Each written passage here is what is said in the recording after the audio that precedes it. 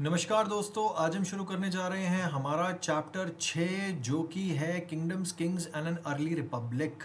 अब गाइज ये हम एनसीईआरटी सीरीज़ कर रहे हैं और इस पूरे को शुरू करने से पहले मैं आप सभी को बहुत बहुत थैंक यू बोलता हूँ कि आप इधर तक आए। आप लोग लीगल सोसाइटी इंडिया के साथ जुड़े हुए हैं और बैक टू बैक मेरी वीडियोस देख रहे हैं, सीरीज़ को देख रहे हैं। गाइज जो भी लोग यूपीएससी पीसीएस या मे बी स्कूल या कॉलेजेस में हैं, अभी क्या कहते हैं, प्रिपरेशन के फेज़ में हैं और वो अपनी एनसीईआरटी बुक्स को रिवाइज़ करना चाहते हैं या थोड़ा सा भी आलस फील करते हैं रिवाइज़ करने में, तो वो इन वीडियोस को देख के भरपूर फ़ायदा उठा सकते हैं। तो शुरू करते हैं। क्या बोलता है election day? Shankaran woke up to see his grand parents all ready to go and vote. ठीक है, they wanted to be the first to reach the polling booth. Why Shankaran wanted to know? Where were they so excited? Somewhat impatiently, his grandfather explained, "We can choose our own rulers today." देखिए, शंकरन सुबह उठते हैं, उनके पिता जो grandfather हैं, grand parents जो हैं, वो क्या कहते हैं, रेडी हैं ऑलरेडी जाने के लिए और वोट डालने के लिए। और शंकरन को लगता है कि यार ये इतना ज़्यादा एक्साइटेड क्यों है जाने के लिए, वोट डालने के लिए। तो उनके ग्रैंडफादर जो हैं उन्हें एक्सप्लेन करते हैं कि आज हम अपना खुद का राजा चूज़ कर सकते हैं। अब थोड़ा सा इसे पास से जोड़ते हैं। क्या बोल रहा है? How some men became rulers, कैसे कोई आदमी रूलर बन गया। ठीक है, चूजिंग लीडर्स और rulers by voting is something that has become common during the last 50 years or so. How did men become rulers in the past? Some of the rajas we read about in the chapter 5 were probably chosen by jana, the people. अब देखो भाई, यहाँ पर आपको clear हुआ कि भाई जो पहले जो राजा हमने जो पीछे पढ़ा है चैप्टर 5 में, वो तो भाई जन के द्वारा इलेक्टेड थे। But around 3000 years ago, we find some changes taking place in the ways in which the Raja were chosen. Some men now became recognized as rajas by performing very big sacrifices. अब कुछ लोगों को राजा माना जा रहा है क्योंकि उन्होंने बहुत बड़ा सैक्रिफाइस किया है। ठीक है, मतलब बहुत बड़ा यज्ञ किया, इसलिए उनको राजा माना जा रहा है। द अश्वमेधा और horse sacrifice was one such ritual. A horse was let loose to wander freely and it was guarded by rajas men. If the horse wandered into the kingdom of other raja and they stopped it, they had to fight. If they allowed the horse to pass, it meant that they accepted that raja who wanted to perform the sacrifice was stronger than them. Very good. तो भैया राजा अपना घोड़ा अश्वमेध यज्ञ करता था, जिसमें भाई अपने क्या कहते हैं, घोड़े को, अश्व को छोड़ देता था और जिस जिस किंगडम में निकलता था उस किंगडम में उसको अगर रोका जाएगा तो राजा से लड़ाई होगी। अगर अगर अश्व को नहीं रोका जाएगा, मतलब हॉर्स को नहीं रोका जाएगा, इसका मतलब वो सामने वाले की एक्सेप्ट करता है, सुजरानिटी एक्सेप्ट करता है कि भाई वो मान के चल रहा है कि भाई मैं आपसे नीचे हूं। ठीक है, these rajas were then invited to the sacrifice which was performed by specially trained priests who were rewarded with gifts. अब भैया ये करता कौन था? बहुत बड़े बड़े प्रीस्ट करते थे जिनको गिफ्ट दिए जाते थे। Raja who organized the sacrifice was recognized as being very powerful and all those who came brought gift for him. अब जो भी आ रहा था वो भी गिफ्ट देने आता था राजा को। Raja was central figure in these rituals. He often had a special seat, a throne or a tiger skin. His charioteer, who was his companion in the battlefield and witnessed his exploits, chanted tales of his glory. अब भैया जो भी उसका सारथी है और जो देख रहा है कि भैया राजा ने कितने लोगों को मारा और बैटलफील्ड में कहाँ कहाँ गया, वो पूरी की पूरी एक्सप्लॉइट्स देख रहा है कि राजा ने क्या क्या किया, तो फिर वो टेल गाया करता था। ठीक है, कहानियाँ गाया करता था राजा की महानता के, ग्लोरी के। His relatives, especially his wives and sons, had to perform a variety of minor rituals. The other rajas were simply spectators who had to sit and watch the performance of the sacrifice. Priests performed the rituals including the sprinkling of sacred water on the king. The ordinary people, the wish or the vaishya, also brought gifts. अब जो already people थे, मतलब जन बोल लो या wish बोल लो या वैश्य बोल लो, वो गिफ्ट लेके आया करते थे राजा के लिए। राजा के परिवार वाले भी छोटे मोटे रिचुअल्स करते थे और राजा और बाकी लोगों के ऊपर पानी फेंकते थे, आपके प्रीस्ट जो भाई परफॉर्म कर रहे हैं रिचुअल को। However some people such as those who were regarded as Shudras by priest were excluded from many rituals. अब कुछ लोग ऐसे थे जो शूद्र का बोला जाता था उनको, और उनको एक्सक्लूड कर दिया जाता था रिचुअल से। ठीक है, बोल रहा है make list of all those who would be present at the sacrifice which are the categories that were described in terms of their occupation. अब देखो भैया लिस्ट बनाना है, ये तो बना सकते हैं बच्चे, बाकी लोग को बनाने की ज़रूरत नहीं है। चलिए वर्णास पे आते हैं। We have many books that were compose in North India, बहुत सारी किताबें हैं जो नॉर्थ इंडिया में कंपोज की गई हैं, specially in the area drained by Ganga and Yamuna during this period. These books are often called later Vedic because they were composed after Rig Veda, about which you learned in chapter 5. These includes the Sam Veda, Yajur Veda and Atharvaved as well as other books. अब देखो भाई, ऋग्वेद के बाद जो किताबें बनाई गई हैं उन्हें लेटर वेदिक बोला जाता है, ठीक है, उनको रेफर किया जाता है एज लेटर वेदिक, ठीक है, क्योंकि ऋग्वेद के बाद बनाई हुई बुक सारी की सारी लेटर वेदिक में फॉल करेंगी, जिसमें आपके सामवेद, यजुर्वेद, अथर्ववेद आ गए. तो ट्रेडिशनली एक ही वेद सब में इंपॉर्टेंट था, वो था ऋग्वेद, और ऋग्वेद के बाद बनाए हुए सारे वेद लेटर वेदिक में फॉल करेंगे, और सभी किताबें जो ऋग्वेद के बाद आ रही हैं, जिसमें आपकी बाकी की 3 वेद भी आ गए. They were compose by priest and described how rituals were to be perform. They also contain rules about society. Okay, इसमें भैया रिचुअल्स के बारे में था, प्रीस्टों ने कंपोज की थी. There were several different groups in the society at this time. Priest and the warrior, farmers, herders, traders, craft persons, laborers, fishing folks and forest people. अब देखो कितने तरीके के लोग हैं. कुछ भैया वॉरियर हैं, कुछ प्रीस्ट हैं, कुछ फार्मर्स हैं, कुछ हर्डर्स हैं, ठीक है, चरवाही, कुछ ट्रेडर्स हैं, कुछ क्राफ्ट पर्सन हैं, शिल्पकार, लेबरर जो घर काम करते हैं बेचारे मजदूर, फिशिंग फोक मछुआरे, फॉरेस्ट में रहने वाले, ठीक है, जो वन में रहते हैं, जो ट्राइबल पीपल होंगे. Some priest and warriors were rich as were some farmers and traders. कुछ भैया प्रीस्ट और वॉरियर पैसे वाले थे, उसी तरह कुछ फार्मर्स और ट्रेडर्स भी पैसे वाले रहे होंगे. Others including many herders, craft persons, labourers, fishing folks and hunters and gatherers were poor. Make sense. चरवाहे, क्राफ्ट पर्सन, ये सारे के सारे गरीब थे. The priest divided people into 4 groups called as varnas. तो जो प्रीस्ट थे उन्होंने डिवाइड किया लोगों को 4 ग्रुप में, जिनको वर्ण कहा जाता है, ठीक है. अकॉर्डिंग टू देम ईच वर्ण has different set of functions, ठीक है. The first one was that of Brahmins. Brahmins were expected to study and teach. The Vedas performed sacrifice and receive gifts. In the second phase were the rulers, also known as Kshatriyas. They were expected to fight battles and protect people. Third were the Vish or Vaishyas. They were expected to be farmers, herders and traders. Both Kshatriyas and Vaishyas could perform sacrifices. अब जो क्षत्रिय और वैश्य थे perform कर सकते थे sacrifices. इस चीज़ को याद रखेंगे, ठीक है. ये थोड़ा सा इंपॉर्टेंट हो जाता है ना, कि क्षत्रिय और वैश्य अलाउड थे सैक्रिफाइस के लिए, लेकिन शूद्र को अलाउड नहीं था. Last were the Shudras who had to serve the other 3 groups and could not perform any ritual. Often women were also grouped with the shudras. औरतों को भी शूद्र के साथ ही ग्रुप किया जाता था. Both women and Shudras were not allowed to study the Vedas. The priest also said that these groups were decided on the basis of their birth. For example, if one's father and mother were Brahmin, one would automatically become a Brahmin and so on. Later, they classified some people as untouchables. अब शूद्र में भी बाद में कुछ classify कर दिए गए untouchables. These include some crafts persons, hunters and gatherers, as well as people who helped perform burials and cremations. अब यही जो चंडाल वगैरह थे इन सबको अनटचेबल्स बोल दिया, ठीक है. The priest said that contact with these groups was polluting. Many people did not accept the system of Varna laid down by the Brahmins. Some kings thought they were superior to the priest. Others felt that birth could not be the basis of deciding which Varna people belong to. Besides, some people felt that there should be no difference amongst people based on occupation. Others felt that everybody should be able to perform rituals. And others condemned the practice of the untouchability. Also, there were many areas in the subcontinent, such as Northeast, where social and economic differences were not very sharp and where the influence of priest was limited. अब देखो भैया, कुछ ही area था north east का जहाँ पे social and economic difference बहुत ज़्यादा शार्प नहीं था और प्रीस्ट वहाँ तक नहीं पहुँच पाए. बाकी यहाँ पर आपको क्लैरिटी से समझ आ जाता कि भाई प्रीस्ट की सारी बातों को माना नहीं गया. कुछ लोग बोलते थे कि भैया अनटचेबिलिटी नहीं है, कुछ लोग मानते थे, कुछ लोग नहीं मानते थे. कुछ किंग्स को लगता था कि हम ज़्यादा सुपीरियर हैं ब्राह्मणों से. कुछ जो थे वर्णों को लगता था कि भाई किसी के बीच में डिफरेंस नहीं होना चाहिए, बर्थ डिसाइड ना करे किसी का कि कोई क्या करेगा, ठीक है, ऑक्यूपेशन नहीं डिसाइडिंग फैक्टर होना चाहिए. कुछ लोग सिर्फ इतना चाहते थे कि सबको रिचुअल परफॉर्म करने दो. कुछ कंडेम भी कर रहे थे प्रैक्टिसेस को कि भैया अनटचेबिलिटी नहीं होनी चाहिए, उसको मना कर रहे थे कि भैया ऐसा मत करो.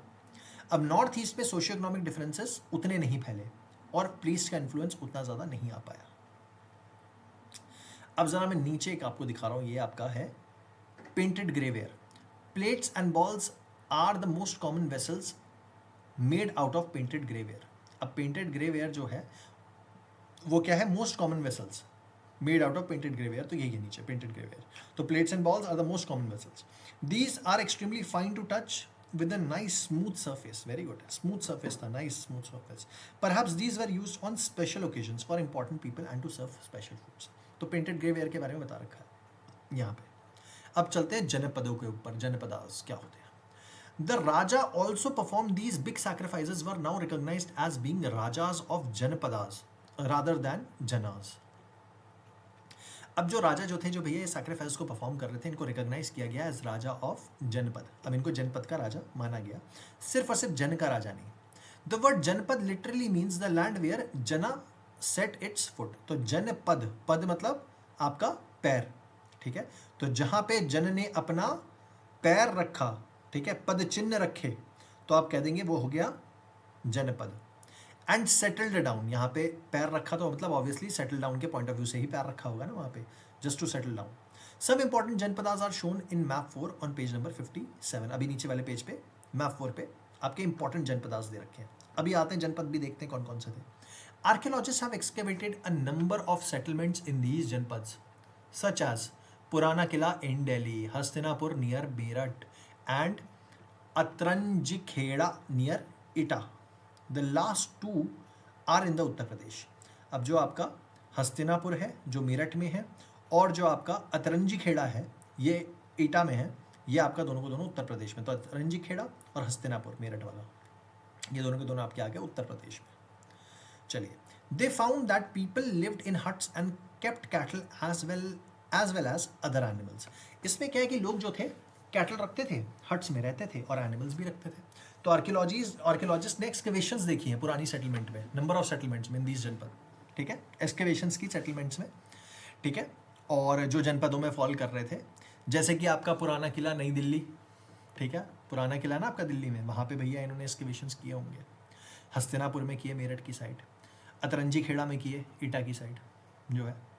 और इनको मिले कि भाई लोग हट में रहते थे, कैटल रखते थे और एनिमल्स भी रखते थे।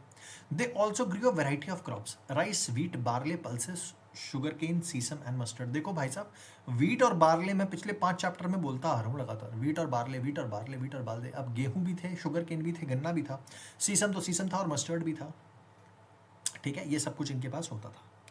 चलते हैं, सरसों मस्टर्ड का मतलब, चलते हैं आगे। दे मेड अर्दन पॉट्स बनाते थे, ठीक है, मिट्टी के घड़े। Some of these were grey in colour, others were red. One special type of pottery found at these site is known as painted graveware. Very good.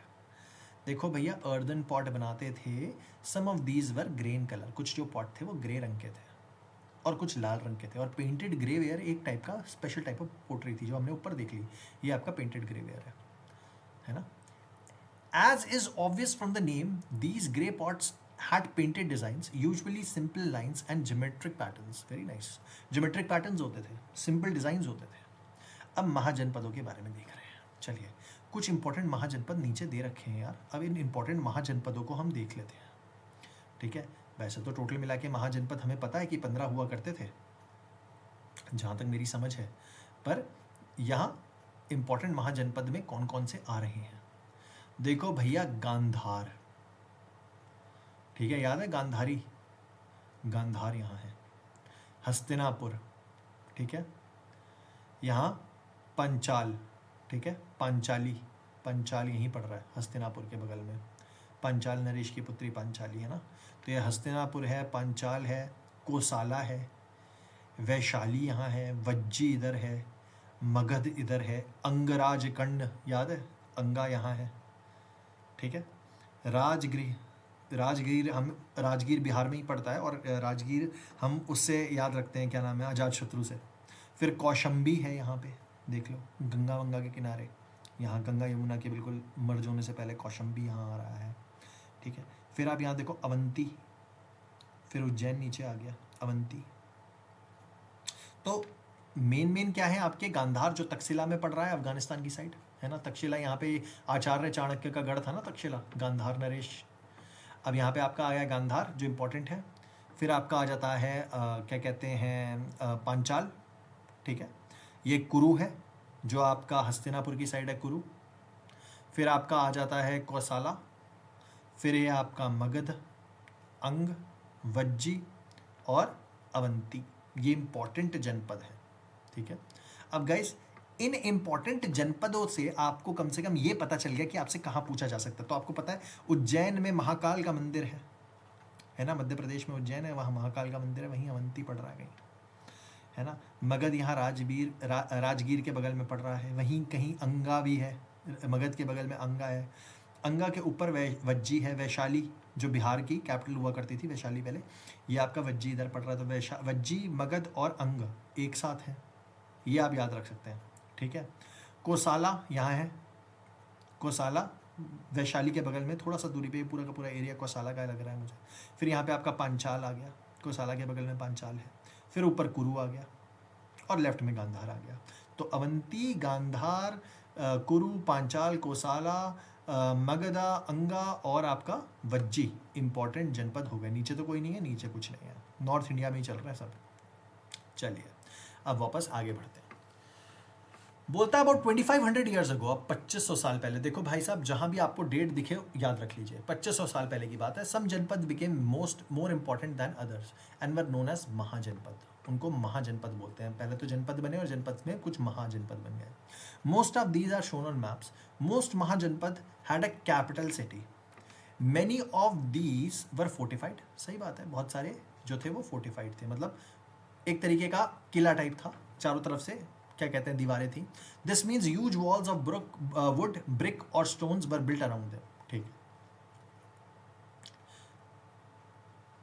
चलिए क्या बोलता है, forts were probably built because people were afraid of attacks from other kings and needed protection.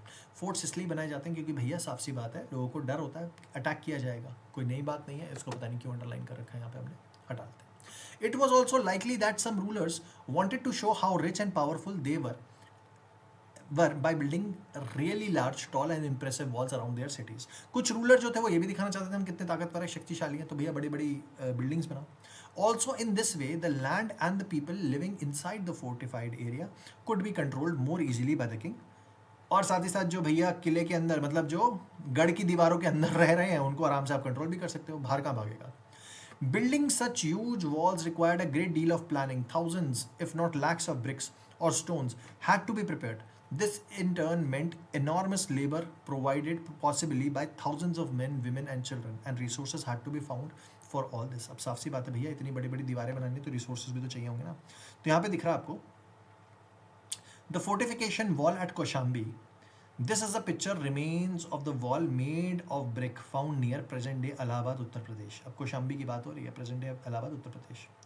A part of it was probably built about 2500 years ago. अब 2500 साल पहले इसका part कुछ बनाया गया होगा, ठीक है, ये देख सकते हैं आप। The new rajas now began maintaining armies. अब जो नए राजा थे उनकी स्टैंडिंग आर्मी हुआ करती थी, तो महाजनपद में आर्मीज हुआ करती थी। Soldiers were paid regular salaries maintained by the king throughout the year. Some payments were probably made using a punch marked coin, जिसमें हम illustration पे देखेंगे पेज 92 पर।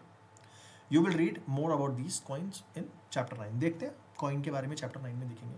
तो सोल्जर्स को सैलरीज दी जा रही थी, मेंटेन किए जाते थे राजाओं के द्वारा थ्रू आउट ईयर। कुछ पेमेंट्स जो थी वो की जाती थी पंच मार्क कॉइन्स के द्वारा।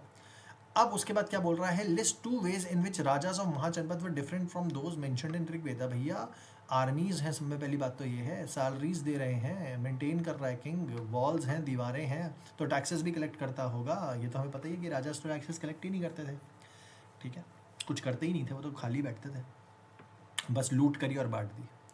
टैक्सेस की बात करते हैं। As a rulers of mahajanapad वर, पहली बात, building huge forts, be maintaining big आर्मीज, they needed more resources and they needed officials to collect these. So instead of depending on occasional gifts brought by people, as in the case of rajas of Janpada, they started collecting regular taxes. तो भैया regular taxes collect होना शुरू हो गए थे। Taxes on crop were most important. जो tax crop पे दिया जाता था वो सब में ज़्यादा इंपॉर्टेंट होता था। सही बात है भैया, क्रॉप के ऊपर टैक्स ही सब में इंपॉर्टेंट होता है। This was because most people were farmers, ज़्यादातर लोग फार्मर ही हुआ करते थे, तो टैक्सेस जो क्रॉप थे वही मेन इनकम हुआ करती थी। Usually the tax was fixed at 1/6 of what was produced. This was known as bhaga और शेयर। तो 1/6 भाग, जो आप भी बोलते हैं ना यार 1/6 भाग, तो आज भी हम बोलते हैं, भाग कर दो यार इससे, तो 1/6 भाग जो था उसे भाग ही बोलते थे और उसको ही प्रोड्यूस का लिया जाता था 1/6। These were there were taxes on craft persons as well. These could have been in the form of labor. अब जो क्राफ्ट पर्सन थे इनसे क्या लोगे, तो इनसे क्या लिया जाता था, क्राफ्ट मैन से लेबर लिया जाता होगा, मतलब इनसे काम किया जाता, करवाया जाता होगा, ये काम करिए, ठीक है, इन द फॉर्म ऑफ लेबर, ठीक है।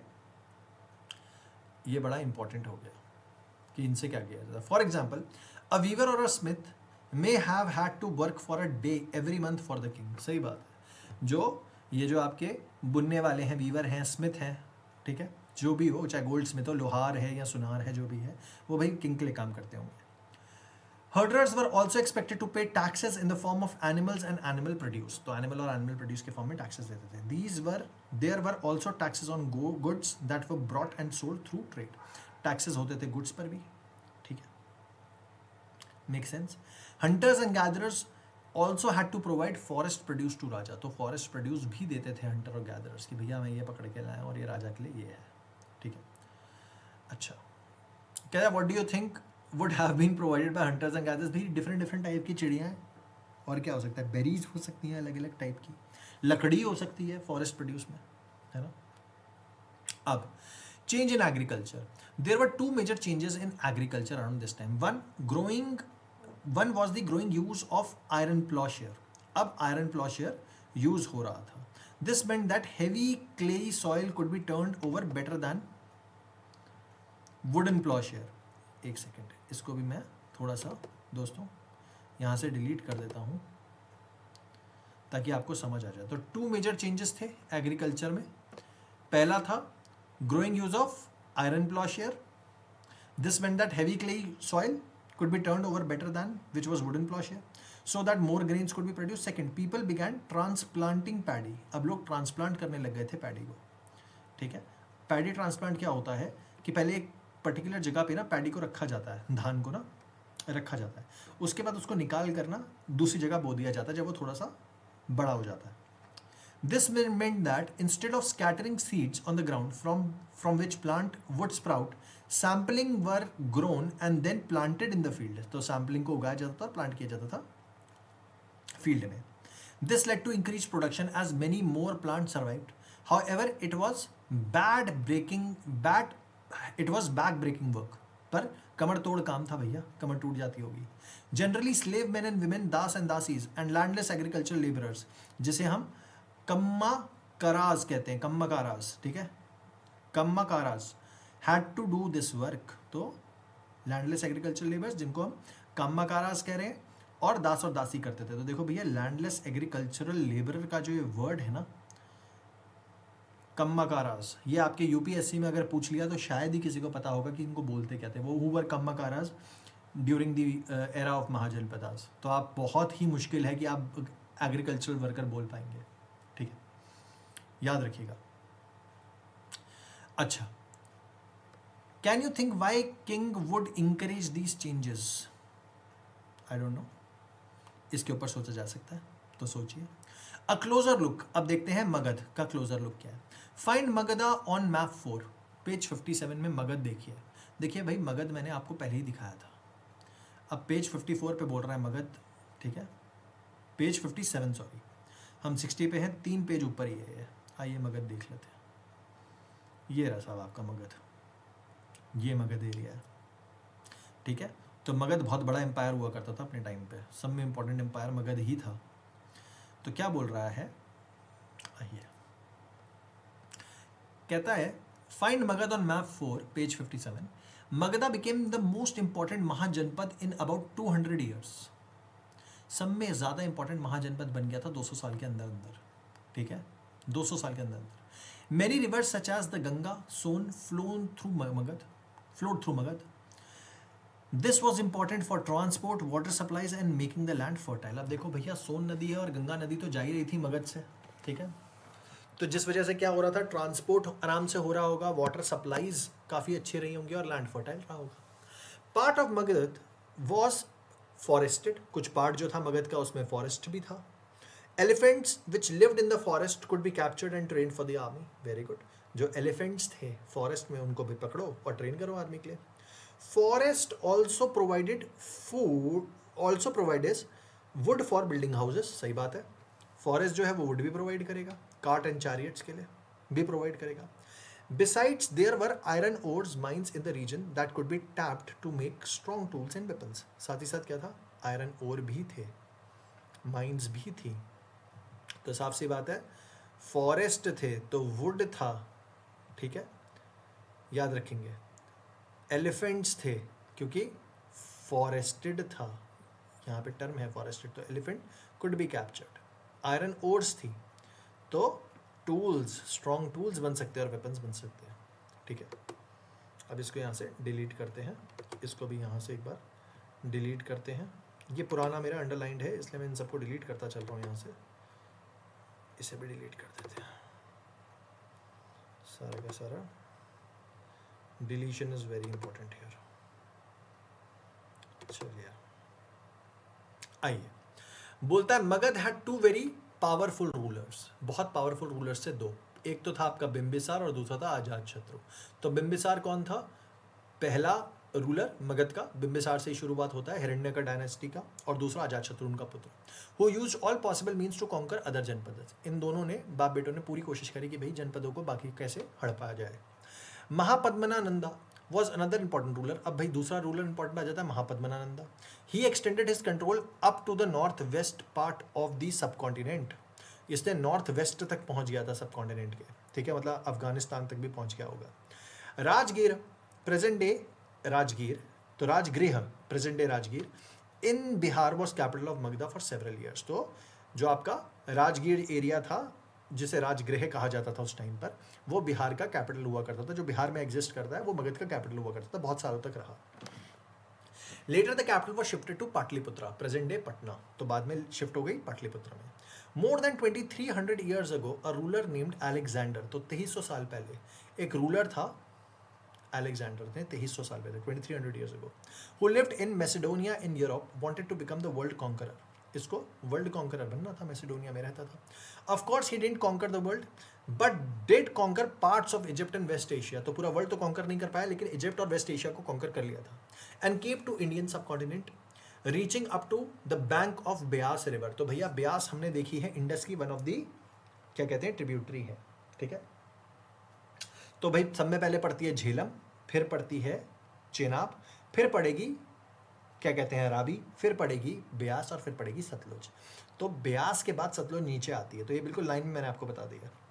तो ब्यास तक पहुंचा था ये, where he wanted to march further eastward, his soldier refused. अब इसको जब ब्यास से आगे बढ़ना था तो सोल्जर्स ने मना कर दिया। They were scared as they had heard that rulers of India had vast armies of foot soldiers, chariots and elephants. अब भाई क्योंकि उनको पता था कि भाई आर्मी जो इंडियन जो रूलर्स हैं उनकी आर्मी बहुत बड़ी बड़ी है, ठीक है। अब बोल रहा है in what ways were these armies different from those described in Rigveda. अब भाई ऋग्वेद की आर्मी तो बहुत छोटी सी आर्मी है, वहाँ पे आर्मी थी क्या, वहाँ पे कुछ था ही नहीं, वहाँ पे तो लोग ही बहुत कम थे। पर यहाँ पर तो पूरी प्रॉपर स्टैंडिंग आर्मी है, उसमें चैरियट क्या कहते हैं, चैरियटर्स हैं, आपके सोल्जर्स हैं, फुट सोल्जर्स हैं, एलिफेंट्स हैं, तो ये बहुत ज़्यादा प्रोफेशनल आर्मी टाइप्स है, स्टैंडिंग आर्मी है।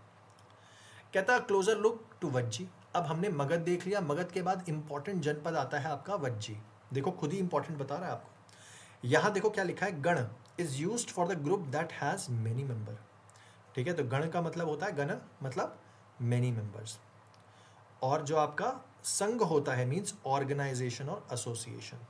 ये तो मुझे पता ही है ना, और आपको भी पता ही है कि भाई संघ और एसोसिएशन मीन्स संघ, ऑर्गेनाइजेशन और एसोसिएशन। तो संघ किनका होता था भैया, बुद्धिस्ट संघ होते थे ना, संघ में टूटे हुए थे बुद्धिस्ट, तो बुद्धिस्ट संघ मतलब ऑर्गेनाइजेशन एंड एसोसिएशन, तो गण मतलब मेनी मेंबर्स जिसके बहुत सारे लोग हों। अब देखते हैं क्लोजर लुक एट वज्जी। तो while Magadh became powerful kingdom, Vajji with its capital at Vaishali that is Bihar was under a different form of government known as gana और संघ। वाह बहुत बढ़िया है। तो भैया वज्जी जो थी, ठीक है, जबकि मगध बहुत इंपॉर्टेंट और बहुत पावरफुल किंगडम था, वज्जी जो थी उसकी कैपिटल थी वैशाली, बिहार में वैशाली आज भी एग्जिस्ट कर रहा है, और वो डिफरेंट फॉर्म ऑफ ऑर्गेनाइजेशन के अंडर थी जिसको हम गण बोलते थे या संघ बोलते थे। इन अ गण और a sangha there was not one but many rulers. अब गण और संघ में एक नहीं बहुत तरीके के बहुत सारे रूलर्स हुआ करते थे। Sometimes even when thousands of main ruled together, कई दफा तो ऐसा है कि हजारों आदमी एक साथ रूल कर रहे हैं। Each one was known as raja, हर किसी को राजा कहा जाता था। These rajas performed rituals together, ये सभी राजा एक साथ रिचुअल्स परफॉर्म करते थे। They also met in assemblies and decided what had to be done and how. अब ये एक साथ मिलते भी थे और ये भी डिसाइड करते थे कैसे क्या करना है और कब करना है, कहाँ करना है। दो discussion through discussions and debates. For example, if they were attacked by an enemy, they met to discuss what should be done to meet the threat. However, women, das, and kammakaras could not participate in these assemblies. Make sense? Women, das और kammakaras नहीं थे. Both Buddha and Mahavira, about whom we will read in chapter 7 पढ़ेंगे, belong to गण और संघ। अब देखो बुद्ध और महावीर दोनों के दोनों किससे बिलोंग करते थे? गण से और संघों से बिलोंग करते थे। ठीक है, याद रखेंगे। Some of the most vivid description of life in a sangha can be found in Buddhist books. तो संघ की लाइफ को क्या कहते हैं, बड़ी विविड डिस्क्रिप्शन में हम देखते हैं बुद्धिस्ट बुक्स में मिलता है। यहाँ तक हमने क्लियर कर लिया। अब कीवर्ड्स देख रहे हैं हम लोग यहाँ पे, राजा, अश्वमेधा, वर्ण, जनपद, महाजनपद, फोर्टिफिकेशन, आर्मी, टैक्स, ट्रांसप्लांटेशन, गण और संघ, डेमोक्रेसी, ये सारी चीज़ें हमने देख ली हैं। This is an account of a Vajji from the Dighanayaka, ठीक है, दीघनकाया, ठीक है, Dighanakaya, a famous Buddhist book which contains some of the speeches of Buddha. तो ये अकाउंट है ऑफ द वज्जीज, ठीक है, वज्जियों के बारे में एक कुछ छोटा सा एक्सट्रैक्ट होगा जो क्या कहते हैं दिग्घनकाया में है, जो बुद्धिस्ट बुक है, और इसमें स्पीचेस है। दिग्घनकाया में बुद्ध की स्पीचेस हैं, बुद्धा की, लेकिन उसमें कुछ एक्सट्रैक्ट भी दे रखा है। These were written down around 2300 years ago. अब 2300 साल पहले ही लिखी जा रही हैं सारी की सारी। ठीक है, अजात शत्रु एंड वज्जीज, ठीक है, अजात शत्रु वांटेड टू अटैक वज्जीज, ठीक है, he sent his minister named Vassakara to the Buddha to get his advice on the matter. तो वासाकारा को, ठीक है, भेजा बुद्ध के पास एडवाइस लेने के लिए। Buddha asked whether the Vajjis met frequently in full assemblies. When he heard that they did, he replied that Vajjis would continue to prosper as long as they held full and frequent public assemblies, they met and acted together, they followed established rules, they respected, supported and listened to elders. Vajji women were not held by force or captured. Chaityas, local shrines, were maintained in both towns and villages. Wise saints who followed different beliefs were respected and allowed to enter and leave the country frequently. तो भैया बुद्ध से जब पूछा इन साहब ने, वासकारा ने, कि भाई वज्जियों पे अटैक करने जा रहे हैं अजात शत्रु, जो कि ऑफ कोर्स मगध के राजा हैं, तो क्या होगा? तो उन्होंने यही बोला कि भैया अगर असेंबली में मिल रहे हैं अभी भी तो प्रॉस्पर करते रहेंगे, और कब तक प्रॉस्पर करते रहेंगे? तब तक प्रॉस्पर करते रहेंगे जब तक असेंबलीज में पब्लिक असेंबलीज में मिलेंगी, जब तक हेल्ड होती रहेंगी, मिलेंगे और एक साथ काम करेंगे, स्टैब्लिश्ड रूल्स को फॉलो करेंगे, ठीक है, रिस्पेक्ट करेंगे, सपोर्ट करेंगे और सुनेंगे अपने बड़ों को, रिस्पेक्ट करेंगे, सपोर्ट भी करेंगे और सुनेंगे अपने बड़ों को। वज्जी की जो औरतें हैं उनको ज़बरदस्ती कैप्चर या फोर्सफुली कैप्चर ना किया जा रहा हो तो पतन नहीं होगा। चैत्य, जो कि प्रेयर हॉल्स होते हैं, लोकल श्राइन्स, चैत्यास जो होते हैं यूजुअली प्रेयर हॉल्स या लोकल श्राइन्स आप बोल सकते हैं, उन्हें मेंटेन किया जा रहा हो टाउन्स में और विलेजेस में, और चैत्यास यूजुअली बुद्धिस्ट क्या कहते हैं प्रेयर श्राइन्स थी, ठीक है। तो चैत्यास अगर बोथ टाउन्स और विलेजेस में अगर मेंटेन किए जा रहे हैं तो भी कोई दिक्कत नहीं आएगी। उसके बाद जो वाइस सेंट्स हैं, ठीक है, महान जो संत हैं, उनको अगर अलाउड है कभी भी आना और जाना, और उनकी बिलीव्स को, डिफरेंट संतों की बिलीफों को रिस्पेक्ट किया जा रहा है, और उनका आना जाना, ठीक है, आयात निर्यात बिना किसी रुकावट के हैं, कंट्री में फ्री है, तो तब तक वज्जी प्रॉस्पर करेगा। चलिए आगे बढ़ते हैं। बोलता है, in what ways was the Vajji sangha different from other mahajanapads? Try and list at least 3 differences. देखो भाई, वज्जी संघ जो डिफरेंट है अदर महाजनपदों से, तो पहला तो डिफरेंस तो मुझे यहाँ पर ही दिख जा रहा है कि ये सारे के सारे कई सारे राजाज हैं इधर, पहली बात तो यही हो गया, ठीक है। कई सारे राजा हैं। उसके बाद कलेक्टिव एक्शन ले रहे हैं, असेंबलीज में मीट करते हैं, ठीक है। यज्ञ जो है कॉमनली क्या कहते हैं ये लोग कर रहे हैं। उसके बाद एक साथ एनिमीज पे अटैक करते थे, डिस्कशंस होते थे, फोरम्स होते थे, ठीक है। वो सभी जनपदों में, बाकी जनपदों में कहाँ है? कहीं नहीं है। ये 4-5 डिफरेंसेस सामने हमें दिख गए जो राजा से रिलेटेड ही हैं सिर्फ। आगे चलते हैं। Rajas of powerful kingdom try to conquer the sanghas. अब जो राजा थे पावरफुल किंगडम के, उन्होंने ट्राई किया कॉन्कर करने के लिए संगास को। Never the लेस्ट these lasted for a very long time till about 1500 years. लेकिन जो आपके संघ थे वो 1500 साल तक रहे। When last of the gana और sangha were conquered by the Gupta ruler about whom you will read in chapter 11। तो 1500 साल तक संघ चलते रहे और आखिरी संघ को गुप्ता रूलर्स ने कैप्चर कर लिया। तो संघ जो थे वो बहुत समय तक चलते रहे, ठीक है। तो मतलब गुप्ता रूलर्स जो कि अराउंड एडी में आ गए थे, 500 एडी के अराउंड थे, 5th सेंचुरी एडी में थे, 4th-5th में थे, ठीक है। उसी पीरियड में रही है, 3rd, 4th, 5th के बीच में रहे हैं गुप्ता रूलर्स। तो उस टाइम तक मेरे हिसाब से पतन हो गया होगा इनका, है ना। ये सारी चीज़ें जो बुद्ध ने बताई थी वो ऊपर जो फॉलो नहीं कर रहे होंगे और इस वजह से इनका क्या कहते हैं कैप्चर लाजमी रहा होगा। देखते हैं बाकी जगहों पे क्या चल रहा था। Find Greece and Athens in your atlas. ढूंढ लीजिए भैया ग्रीस कहाँ पड़ता है और एथेंस क्या पड़ता है। ग्रीस तो आप पहले भी देख चुके हैं और एथेंस भी देख लीजिए। Around 2500 years ago the people of Athens set up a form of government which was called as democracy which lasted for around 200 years. तो देखो भाई 2500 साल पहले एथेंस के लोग जो थे उन्होंने एक फॉर्म ऑफ गवर्नमेंट को रखा जिसको डेमोक्रेसी कहा जाता था, जो भैया 200 साल तक चली। All free man over the age of 30 were recognised as full citizen. So जितने भी आदमी थे 30 साल से ऊपर उनको पूरा सिटीजन का दर्जा था। All free man over 30 years of age. Man बोल रहा है, विमेन क्यों नहीं बोल रहा? मैन ही होंगे। There was an assembly that met at least 40 times a year. एक असेंबली हुआ करती थी जो 40 बार मिलती थी साल में, to decide on important matters. All citizens could attend these meetings. सभी सिटीजन्स अटेंड कर सकते थे इन मीटिंग्स को। Appointments for many positions were made through lottery. अब जो अपॉइंटमेंट होती थी वो लॉटरी के थ्रू होती थी, ठीक है। All those who wanted to be chosen gave their names and then some were selected through lottery.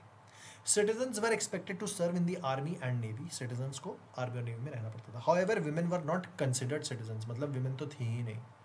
ये बड़ी हैरानी की बात है और यही सब में खराब बात थी। ये हमें एक चीज़ सब में खराब पता चल गई कि ये लोग जेन्युइन लोग नहीं थे। इनकी जो डेमोक्रेसी थी वो एक जेन्युइन डेमोक्रेसी नहीं रही होगी। तो इस वाले पोर्शन को मैं अंडरलाइन नहीं कर पा रहा, लेकिन मैं इतना तो अंडरलाइन कर ही सकता हूँ, ठीक है। तो women were not considered citizens. Also, many foreigners who lived and worked in Athens as merchants and craft persons did not have rights as citizens. तो बहुत लोग foreigners जो रह रहे थे, काम कर रहे थे एथेंस में, merchants, उनको citizen नहीं माना जाता था। Besides, there were several thousand slaves in Athens. बहुत सारे slaves हुआ करते थे, who worked in mines, fields, households and workshops. क्योंकि freeman word यहाँ पर used है, देखो ना, freeman used है, तो मतलब slaves भी हुआ करते होंगे जो काम करते थे। They too were not treated as citizens. Do you think this was a true democracy? Not at all. तो guys यहाँ पर ये हमारा पूरा का पूरा पोर्शन कंप्लीट हो जाता है। तो गाइज हम अपने अगले पार्ट में पढ़ेंगे चैप्टर 7 जो कि आपका होगा न्यू क्वेश्चंस एंड आइडियाज से रिलेटेड। तब तक के लिए मैं एक्सपेक्ट कर रहा हूँ कि आप पुराना वाला पोर्शन जहाँ पर आपके क्वेश्चंस वाला पोर्शन है वो आप कंप्लीट कर लेंगे, ठीक है, जो ऊपर चैप्टर 6 के क्वेश्चंस हैं। और गाइस इसे क्या कहते हैं एंड करने से पहले मैं कहूँगा प्लीज़ लाइक कीजिए, प्लीज़ सब्सक्राइब कीजिए, जितने लोगों के बीच में शेयर कर सकते हैं करिए। अगर आप अपना रिवाइज करते रहना चाहते हैं एनसीईआरटीज़, जो कि अभी मैं 6th क्लास की एनसीईआरटी को कंप्लीट कर रहा हूँ, चैप्टर 7 पे आ गया हूँ। धीरे धीरे हम पूरी की पूरी एनसीईआरटी सारी 6 to 12 कंप्लीट करेंगे। हर दिन कोशिश रहेगी कि 1 से 2 वीडियोज़ डालें, ठीक है, और रेगुलरिटी मेंटेन करने की मैं कोशिश करूँगा बिल्कुल।